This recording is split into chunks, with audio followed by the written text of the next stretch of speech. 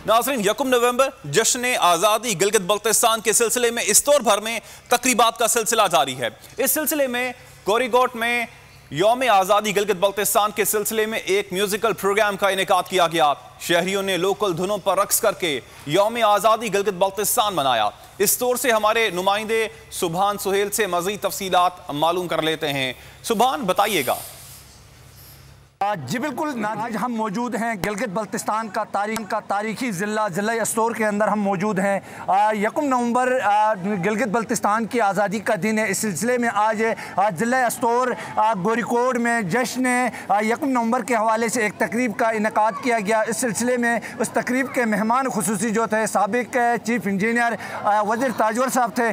वज़ीर ताजवर साहब से जानने की कोशिश करते हैं कि गिलगित बल्तिस्तान की तारीख के हवाले से और इस दिन की आज़ादी के हवाले से इनकी क्या राय है। ये आज़ादी जो है ये बहुत बड़ी अल्लाह ताला की नेमत है।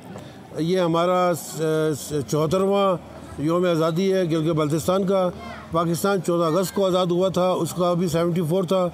हम उससे 4 महीने के बाद सिर्फ फ़र्क इतना है कि हम 4 महीने के बाद आज़ाद हुए। इन्होंने कहा कि गिलगित बल्तिस्तान की जो आज़ादी है उसके लिए हज़ारों माएँ बहनें और बुजुर्गों की कुर्बानी के बाद ये बहुत शुक्रिया सुभान सुहेल। सब्सक्राइब करें और बेल दबाएं ताकि कोई खबर रह न जाए।